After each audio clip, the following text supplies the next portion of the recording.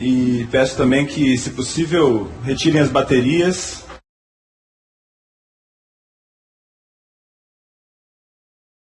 Celulares, e peço também que, se possível, retirem as baterias, o chip e coloquem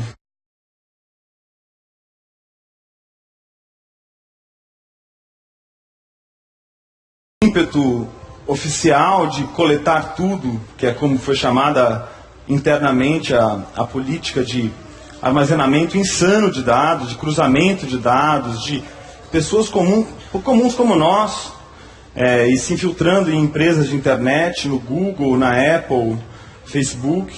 Todo mundo aqui, eu não preciso explicar que todo mundo aqui tem aí contas em diversas dessas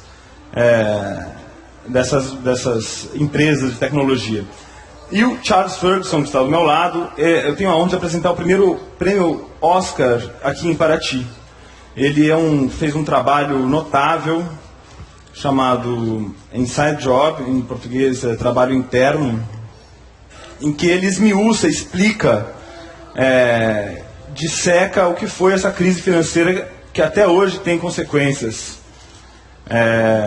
A gente está vivendo o mesmo sistema financeiro que fez os americanos perderem as suas casas, né?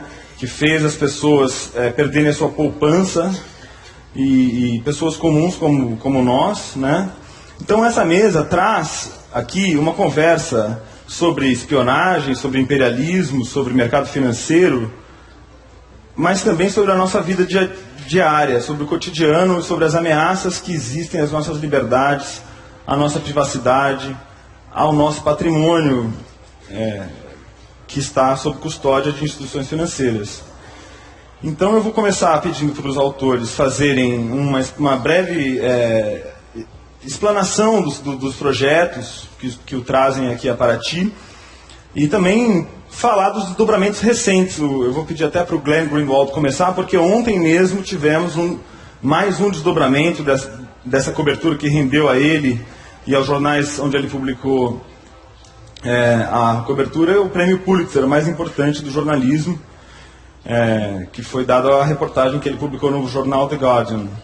Ele também no Brasil ganhou o ESSO, junto com o jornal o Globo, e ganhou o Polk nos Estados Unidos, a ocasião que ele voltou pela primeira vez aos Estados Unidos depois de ter feito essas denúncias. Mas ontem o Obama fez uma confissão, não é?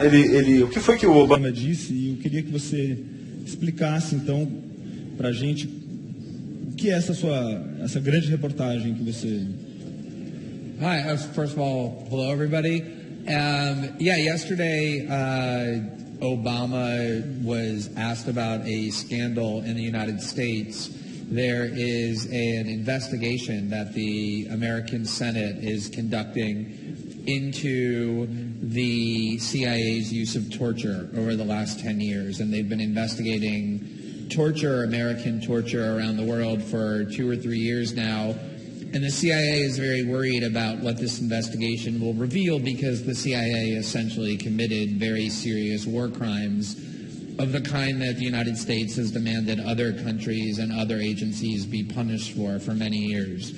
And in order to find out what the Senate was doing, the CIA actually spied on the Senate's investigation. They invaded the computers that they were using. They read the emails back and forth between the Senate investigators. And when the accusation that the CIA did this was first revealed, the head of the CIA, who is President Obama's one of his closest advisors, he used to work in the White House, and he's now the head of the CIA, John Brennan, he publicly denied that the CIA did this. And in fact, they even filed a criminal investigation against people in the Senate, claiming that they had maligned them and had made false claims. And this week, it turned out there was an investigation done within the CIA into these allegations, and the CIA investigators themselves concluded that, in fact, the CIA had invaded the computer networks of the Senate and had spied on the investigation. And so it turned out the CIA director lied. The CIA really did spy on the Senate, which is an extraordinary threat to just democracy. And so Obama had to address this, and he addressed it by saying that he still has the full confidence of the director of the CIA, because apparently President Obama is not bothered by spying on the Senate and then lying to the public about it. But he had to also address the investigation itself. And one of the things he said was, he admitted, I think for the first time when he was president, he said we tortured some folks. That was his exact quote. So it was significant because it was an admission by the American president that the United States actually did torture people. But it was also significant because of the way he phrased it. We tortured some folks. It's very casual way of admitting to the most serious war crime a country can do. And he then went on to say, oh, but you have to understand the people who did the torturing were under a lot of pressure. They had a lot of fear about terrorism. And so we really shouldn't judge them sanctimoniously, as though, yeah, they tortured, but, they were good people, just good people who tortured. This really underscores, I think, President Obama's last 6 years in office, which is he says nice, pretty words to people, but at the same time, the policies that underlie American imperialism and the mindset that underlies it, which is we as Americans are the most powerful, and therefore we can do whatever we want in the world. We can invade other countries and destroy them. We can decide people should die and send drones over to them. We can spy on the entire world, and we can even torture them without any consequences, is something that he very much believes in. And I think those comments yesterday indicated that. Obrigado.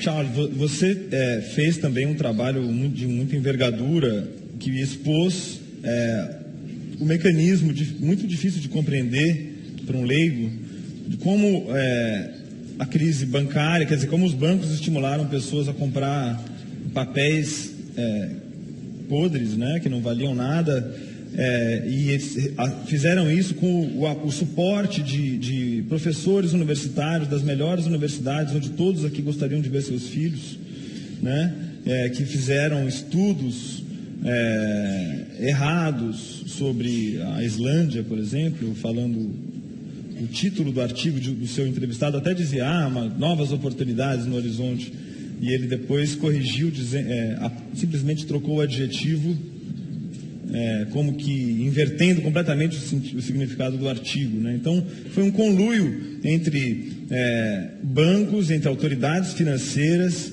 e entre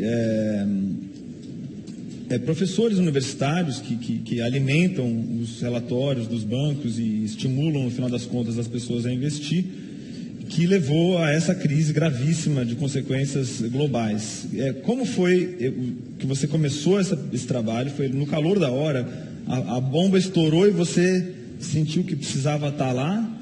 E quais foram as consequências? Porque também me parece que, como o Glenn Greenwald estava contando, de certa forma tudo continua igual, né? Não se puniram os responsáveis e a legislação não foi substancialmente alterada. Como foram as consequências disso?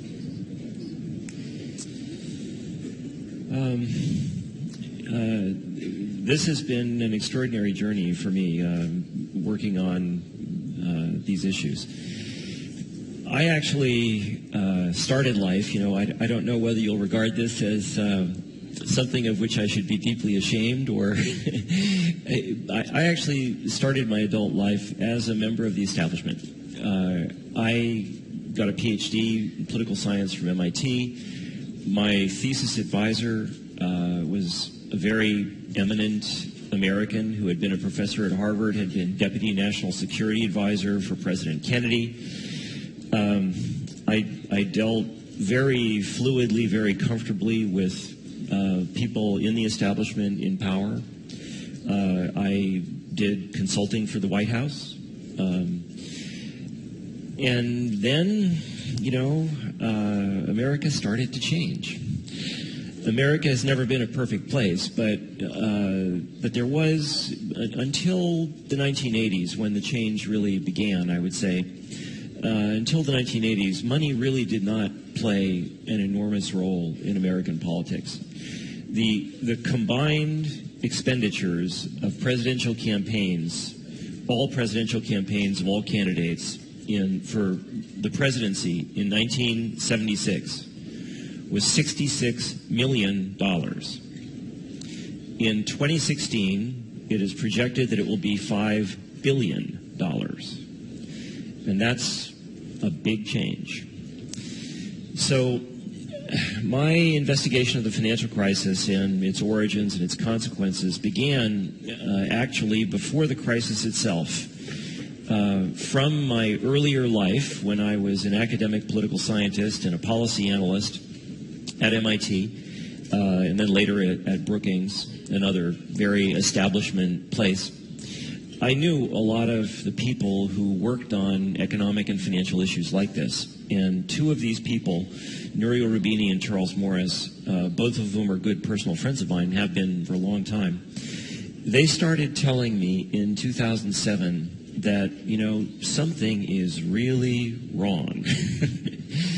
And at first I didn't believe them. Charles Morris sent me his book manuscript in late 2007, which was entitled The $1 Trillion Meltdown. And I read it and I thought, this is really scary. And I asked Charlie, well, okay, but, the world looks fine. What's going on? And he said, just wait. And boy, was he right. So one surprise, and it was a huge surprise to me, was how incredibly severe this crisis was. The mere fact that something like this could occur in the United States and then spread to the rest of the world and have such enormous consequences. That was surprise number one. Surprise number two was that this was not an accident, it was not a mistake, it was a crime. So if somebody had told me, and nobody did tell me, if somebody had told me in 2008 that on a massive scale, hundreds of billions of dollars, American investment banks were creating securities and selling them, designing them to fail, with the intent of profiting by betting on their failure, I would have said, no, that's illegal. People don't do that in the United States. It would not be permitted. Well, it turns out it is illegal. It actually is not in principle illegal to do what I just described, but what is illegal is to lie about it. And it's pretty hard to sell a security like that if you're telling the truth, that you're secretly betting on its failure and you've designed it to fail. So in fact, there was massive criminal fraud. And I had a sense that it had to be true when I made the film. And then in the 2 or 3 years after I made the film, a lot of more information came out. People started talking, there were some lawsuits, there was additional journalism, and now we know that it was a massive criminal fraud. And there have been 0 prosecutions. 0. And that, too, is a big change. The first financial crisis that occurred in the modern era in the United States, tiny by current standards, was in the late 1980s. It had to do with the savings and loan industry, a part of the American financial system that doesn't even exist anymore. And in the wake of that crisis, several thousand people were put in jail. There was real criminal prosecution. And then this crisis, enormously more serious, enormously more criminal, 0 criminal prosecutions. And President Obama, in a way very reminiscent of what he just said yesterday, he's been asked about this several times in the media, and his answer has been the same each time. A lot of bad things occurred, but it turns out that even though they were very bad, they probably weren't criminal, and so there's nothing we can do about it.